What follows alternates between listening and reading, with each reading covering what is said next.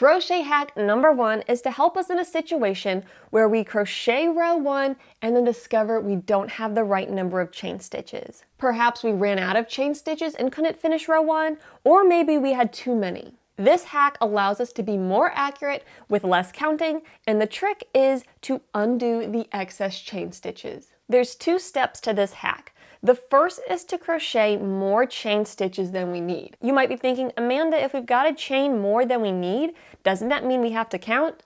Well, we've got to do a little bit of counting, but we're going to do an approximation to make sure we end up with extra chains. I'm going to use an example where I need my starting chain to be 31 chains long. After I've crocheted a little bit, I'm going to mark the 10th chain. Then I will get back to increasing the length of my chain. As I work, I will do an approximation to see if I've made more than 31 chains or not. I know this length is 10 chains long, so I can fold my chain up and see that I've got at least 20 chains here. By my approximation, I haven't quite made it to 30, so I've got more chains to go. When I check my length of chain again, I see that I have 10 times 3, which means these 3 sections are about 30 chains long. Since this is an approximation and we want more than 31, we will crochet extra. I've already got some excess here, but I'll crochet a few more chains just for good measure. That completes step 1 of the hack, which is chaining more than the number of stitches we need. And fortunately, we were able to do that with very little counting. Next, crochet row 1 according to your pattern instructions. For the example I'm using, I'm going to say that row 1 needs 30 single crochet. Once we crochet the required number of stitches for row 1, in my example I'm doing 30 single crochet, it's time to work part 2 of this hack. And part 2 of the hack is to get rid of those excess chains that we crocheted. To get rid of the excess chain from the beginning, we will start by flipping our chain over. Once we flip it over, we're going to pick apart this knot. This tail end goes under this strand and comes out here. So I will pick that apart. You might find a tapestry needle or a small hook can help you get in there and loosen the knot. You may also just want to do your slip knot in the beginning loosely. Once we have undone the slip knot, we want to look at it again from the back side, and now we're going to undo this loop. So our tail end runs that way and goes over this strand, so we just need to undo this loop to undo that chain. Then repeat. Our tail end goes underneath here, so our tail end is this strand right here, undo. Go to my next chain, undo. And as you can see, once you get the hang of it, it's a pretty quick process to undo each of the extra chains, which I was way overzealous in the amount of chains that I did extra, but you want to have more chains, you don't want to end up under, so it's okay to be a little overzealous. It just means you'll have to undo more chain stitches. Once I've undone enough chain stitches where this spot here has a stitch worked in it and I just have one loop left over, I'm going to take the tail end and just pull it tight. And now I have gotten rid of all of those extra chain stitches. That's how we work the hack. This works really great for large projects with really long starting chains. For example, if you're doing a blanket and it calls for hundreds of starting chains, so often I get done with row 1 only to discover I counted wrong. In that case, I have to undo the dozens or hundreds of stitches from row 1, fix my chain, redo row 1, and sometimes even after trying to fix it, I still miscount a second time. With this method, there is minimal counting and it allows for more accuracy. Hi, my name is Amanda. You are watching Crafters Autonomous, where I give you the knowledge and confidence you need to craft it yourself. So that was hack 1. We're going to take a look at 4 more hacks. If you enjoy them, please leave a thumbs up on the video and consider subscribing. I also have a whole playlist with hacks like these, so check those out if you want to learn more. All right, let's go look at hack number 2. This next hack also has to do with starting projects, and that is to use an alternative turning chain, also referred to as stacked single crochet, in place of a foundation chain. Why would we want to do so? Well, when we start with a foundation chain, it only will stretch so much. If we look at these single crochets above it, they'll stretch a lot more than this chain at the bottom. Working into an alternative turning chain as our foundation will allow for more stretch. Of course, you could opt for a foundation stitch to start your project because that will have the same amount of stretch as the rest of the stitches. However, this has more steps and therefore is a little more complicated than the alternative turning chain method I'm going to share here. To start working these stacked single crochets, we will put a slip knot onto our hook and then we will chain one. Once we chain one, we're going to find the back nub of the chain stitch. It's this loop right here, and we will insert underneath that loop. Next, we yarn over and pull up a loop, then yarn over and pull through 2 loops.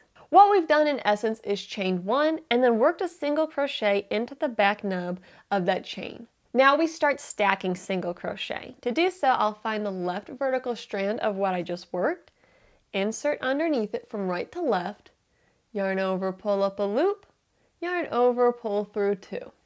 Again, it's basically working a single crochet in that left vertical strand. So insert under the left vertical strand, yarn over, pull up a loop, yarn over, pull through 2. That is how we stack single crochets. We will keep stacking single crochet until it's the length we need for our project. This is what our stacked single crochet will look like. On the left hand side, there'll be the stacked vertical strands, and on the right hand side, we will have this nice V shape.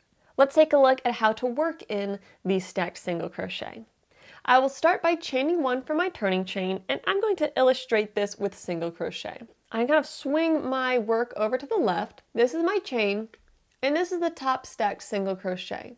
These 2 strands on the front, I want to insert underneath both of those, going away from me. Then yarn over, pull up a loop, yarn over, pull through 2 to work my first stitch there. So I worked in those 2 strands. Then I'll go to the 2 strands below that make up the previous single crochet, and I'll insert underneath both those strands and work my single crochet by pulling up a loop and then pulling through 2. Go to my next spot underneath these 2 strands right here, insert my hook and work my stitch. In this case, I'm illustrating with a single crochet. And I would just do this all the way down, putting 1 stitch into each stacked single crochet that we're using as our foundation row for our project. I've worked a few rows of single crochet into that alternative turning chain used as a foundation. This is what it looks like. Here's how it looks from the underside. And this provides a bit more stretch than just a chain. The stitches will still stretch a little bit more than the base, but it does have more stretch than just a chain foundation. So why use this hack? For me, the advantages of using this hack are I get more stretch than if I just worked into a chain, but there's less steps to remember with this method than with working foundation stitches, and I can work any kind of stitch into those stacked single crochet. Our first 2 crochet hacks were about starting projects. Let's take a look at this third hack, which has to do with finishing projects. The hack here is to use finishing needles to weave in your ends. This is what they look like. They're these flexible plastic needles that are pointy on either end, and the eye runs all the way through the length of the needle. There's 3 main reasons why I like using these. Let me illustrate them. The first reason I like using the finishing needles is because they're easy to thread. The plastic is flexible, I can pop the eye open and quickly shove my yarn on through, and bam, it's threaded onto my needle. A second reason why I like these needles is they work exactly the same way as any other kind of tapestry needle, so if you wanted, you could have just this type of needle and not need to have duplicates. Just like normal, I can feed it on through just like I would with any other needle. The third reason I like the finishing needles, which this is really the hack that this product enables us to do, is it allows us to easily weave in short tail ends. Don't get me wrong, I love my metal tapestry needles, and personally, I will keep using them in addition to the finishing needles. But sometimes it can be a real pain because I don't have enough left. I can't get my needle in where I need it to be to weave this tail end in. It's going to fall out. So in that case, what do? Well, then I have to first thread the needle through my fabric and then put my yarn through the needle before I could weave that tail end in. Not so with the finishing needle. I can thread my yarn onto the needle, and then because the whole length of the needle is the eye, I can slide it all the way down to the point and I don't have to worry about my yarn tail falling out. So I'm going to weave it through right about here, go through with my needle. I will pull it down a little bit just so it doesn't get as tangled when I go through. But now I can feed that tail end on through. And look at how tiny this end is. I can do the same thing with this tiny tail end with the finishing needle. Even ends this small. Slide it on there, go through with my needle, and because the whole needle is the eye of the needle, I can easily catch it and get even tail ends that short woven in. A few more things to know about these finish needles.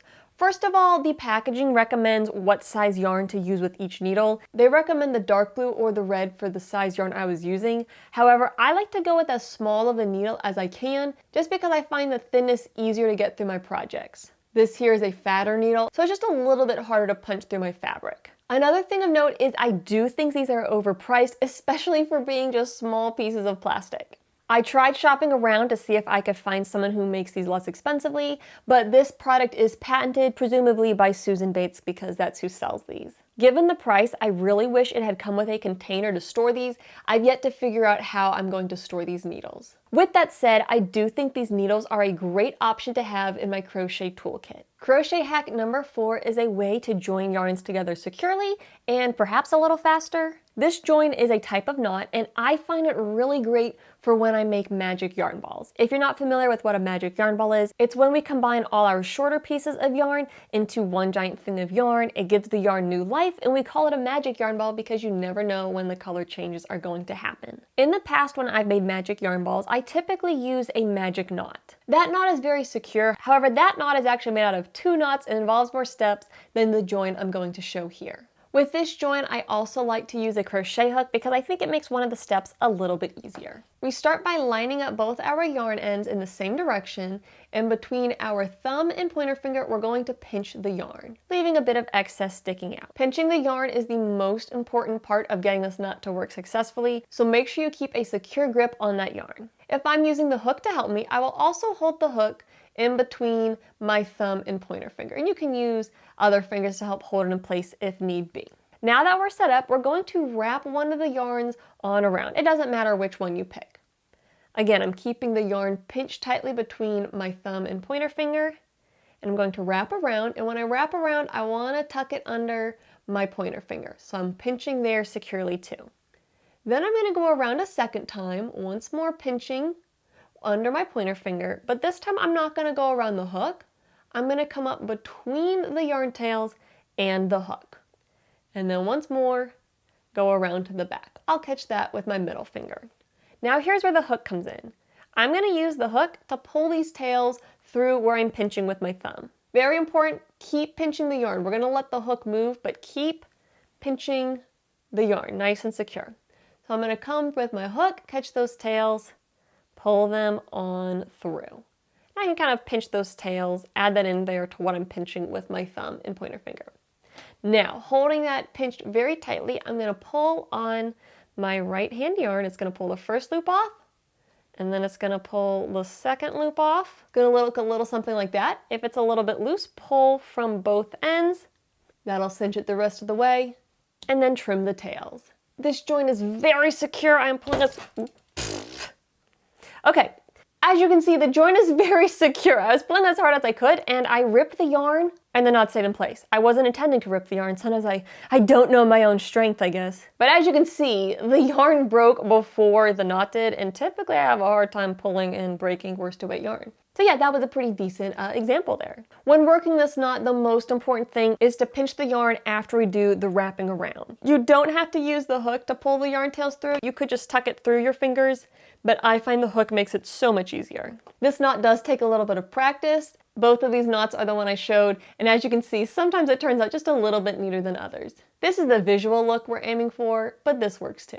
Our 5th crochet hack, which is going to wrap up the video, is a way to crisply change colors between rows. The 2 color transitions I'm showing here, neither of them are the hack I'm going to share today. This color change down here is the way we typically work, where once we get done with the round of orange, we then work the round of green. That ends up with this kind of jagged edge. It's fine, but maybe we can do better. This color change up here is much more crisp, and this is a method where when you change to the new color, the first round you slip stitch around in the back loop only, and then in the following round you single crochet in the back loop only. While this creates a really nice defined edge, you do get this ribbing, so there is a bit of visual transition. So this 3rd method I'm going to show in the video is just another option of how you can change colors. This method involves a setup row before we fully change to the new color. You work the setup row when it's time to work the last round of the first color. In this case, I only want one more round of dark green, so it's time to work the transition row. To do so, we're going to use 2 strands of yarn, the old color and the new color. Since I'm working single crochet, I will start by inserting my hook into the next stitch,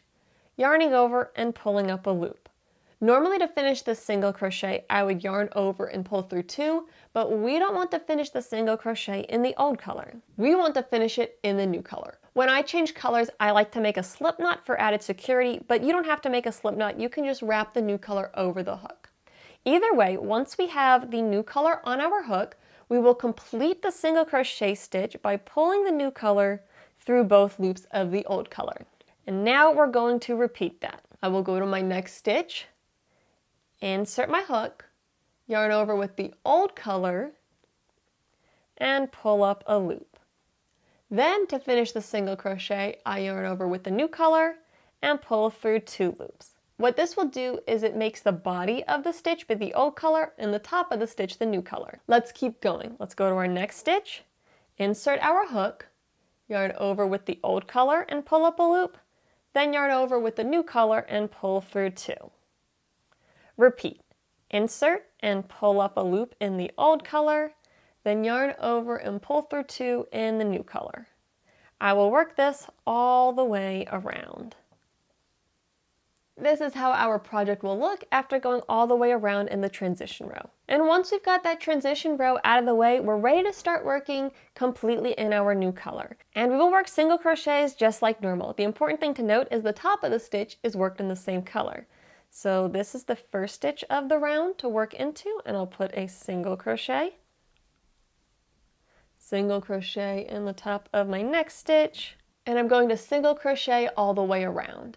I worked a few more rounds on the new color, and this is what this color change looks like. If we compare it to our 2 other examples, it's definitely a lot less jagged and more crisp than if we just change color like normal. I will say that it's not quite as crisp as doing the back loop only method. However, I tend to like the look of this better because I feel like the stitches flow more because there isn't this dividing ribbing. A final note on this color transition, this works really great in the round, but really it works on any project where there is a right side and a wrong side, meaning a side you're going to see and a side you're not going to see. That means this method can be applied even when working in rows. Just make sure you're not going to see the back side of the project because the back side doesn't look quite as crisp as the front side does.